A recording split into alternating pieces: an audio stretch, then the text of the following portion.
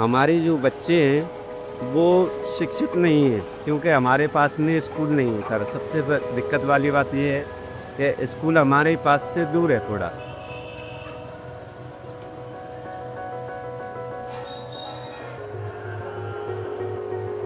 बिल्कुल बुड्ढा है।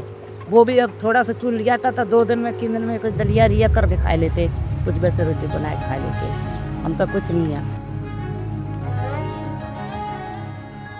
उत्तर प्रदेश का आगरा, जिसे पूरी दुनिया ताजमहल के नाम से जानती है, हर साल लाखों लोग यहाँ आते हैं और इस शहर को भारत की पहचान के रूप में देखते हैं।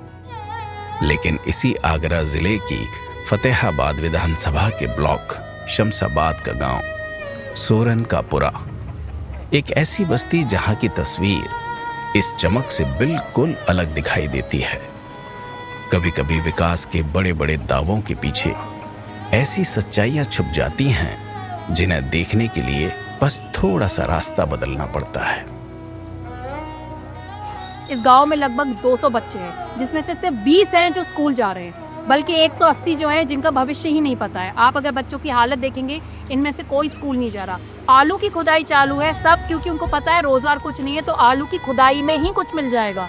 तो उस आलू की खुदाई की लेबर की केवल जा रहे हैं। चमकती सड़कों और बड़े बड़े भाषणों से दूर कुछ बस्तियां आज भी उस पहचान के लिए तरस रही हैं जो हर नागरिक का अधिकार है। यही कहानी है सोरन का पुरा गांव की, जहां रहने वाले लोग आज भी अपने अस्तित्व की लड़ाई लड़ रहे हैं। और हमारे बच्चों को जाति प्रमाण पत्र मिलना चाहिए। भी बच्चे पढ़ लिख रहे, उनको सबसे पहले जाति प्रमाण पत्र मांगा जाता।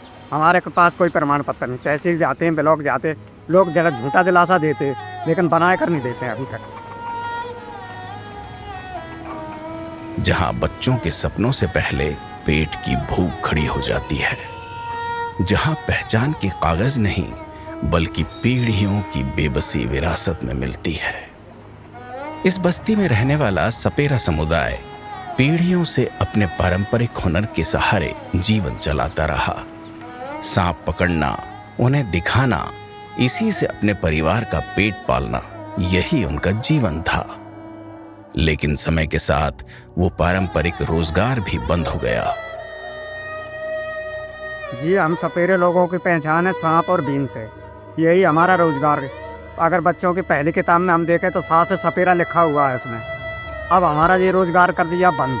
अब बताइए हम किससे अपने बच्चों को पालें? ना ही तो हमारे पास कोई रोजगार है, ना ही कोई बिजनेस है। हम लोग भूखे मरने की कगार पे खड़े हैं। सबसे हैरानी की बात यह है कि आज भी यहाँ के लोगों के पास जाति प्रमाण पत्र तक नहीं है, यानी सरकारी रिकॉर्ड में उनकी पहचान तक स्पष्ट नहीं है।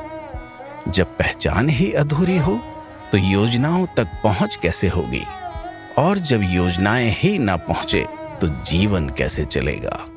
और आप गांव की स्थिति आप खुद देख सकते हैं कि हमारे गांव में अभी तक कोई विकास नहीं हुआ है। मतलब अभी तक हमारे गांव में ना ही तो कोई कॉलोनी वगैरह आई है, ना ही कोई आवास है।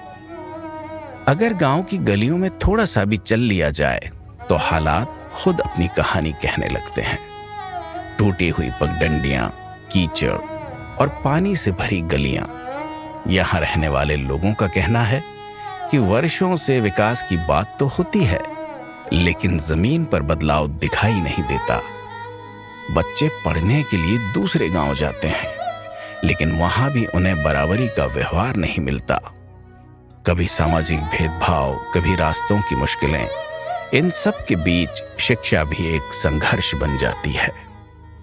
और हमारे जो बच्चे हैं वो शिक्षित नहीं है, क्योंकि हमारे पास में स्कूल नहीं है सर। सबसे दिक्कत वाली बात ये है कि स्कूल हमारे पास से दूर है थोड़ा। बच्चे जाते हैं तो वो बहुत से बच्चे गांव के भी उनसे मतलब उदम करते हैं, कुछ मतलब मारते हैं, तो इसीलिए। और कुछ कुत्ते हैं तो कुत्तों के डर के मारे बच्चे जाते वहाँ पे जाते भी स्कूल में। तो हमारे बच्चे भी शिक्षित नहीं है सर। हमारे गांव में पानी निकलने के लिए भी जगह नहीं है। सरकार से हमने कई बार एप्लीकेशन भी दिया है और कई बार हमने कोशिश की है कि हमारे गांव में एक तो सबसे बड़ी तालाब की कमी है। गांव में देखिए आप, गली गली में पानी भरा मिलेगा।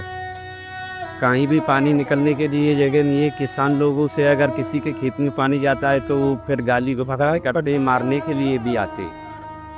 जब बड़े लोग अपने अधिकारों और जरूरतों के लिए संघर्ष करते हैं, तब सबसे ज्यादा असर उन बच्चों पर पड़ता है जिनके सपने अभी शुरू ही हुए होते हैं।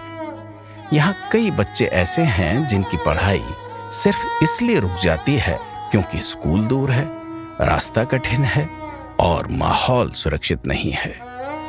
एक छोटा सा स्कूल, एक सुरक्षित रास्ता, शायद यही उनके सपनों को पंख देने के लिए काफी हो। हमारा दूर स्कूल है, हम कहाँ गए? अब आप ही बताओ। गाँव में जाते हैं तो बच्चे लड़ते हैं, वहाँ पे ताए कुछ कहती नहीं, हम पे क्या आएगा परिवार। गांव की बुजुर्ग महिलाएं और परिवार आज भी उसी संघर्ष के साथ जी रहे हैं जो कई सालों से उनकी जिंदगी का हिस्सा बन चुका है। टूटे हुए घर, सीमित साधन और अनिश्चित भविष्य, इन सब के बीच रोज का जीवन चलाना ही सबसे बड़ी चुनौती बन जाता है। कई घरों में ऐसा भी होता है कि चूल्हा रोज नहीं जलता। अगर आसपास से कुछ मदद मिल जाए तो खाना बन जाता है, नहीं तो दिन ऐसे ही निकल जाता है। ना फाप सब बंद करा दिए, हमारे तो मांग लाओ है वही खाम है, सब कुछ छुड़वा दिया। मांग बजाते हैं ना, बच्चों की पढ़ाई ना कुछ भी नहीं है, हमारे बच्चे तो अनपढ़ है सर। सवाल सिर्फ इस गांव का नहीं है, सवाल उस भरोसे का है जो लोग अपने जन प्रतिनिधियों से रखते हैं। आज सोरन का पुरा जैसे गांव उम्मीद भरी नजरों से देख रहे हैं कि उनकी समस्याएं अब अनदेखी नहीं रहेंगी। रूपाली का कहना है कि हर गांव को पहचान, सम्मान और विकास का अधिकार मिलना चाहिए। ये कहानी सिर्फ एक गांव की नहीं है, ये फतेहाबाद के हर उस गांव की सच्चाई है जहां आज भी अनगिनत छोटी बड़ी कहानियां खामोशी में दबी हुई हैं। ये जिम्मेदारी सिर्फ मेरी ही नहीं है, ये जिम्मेदारी हर उस जनप्रतिनिधि की है जिसने भोली भाली जनता का वोट तो लिया, लेकिन जीतने के बाद कभी पीछे मुड़कर नहीं देखा। आजादी के 70 साल बाद भी फतेहाबाद के लोग उन्हीं बुनियादी जरूरतों के लिए तरस रहे हैं जो हर नागरिक का हक होना चाहिए। आज भी कई घर अंधेरे में हैं और कई उम्मीदें बिना आवाज के दम तोड़ रही हैं। अब सवाल आपसे है, क्या ये हालात बदलने नहीं चाहिए?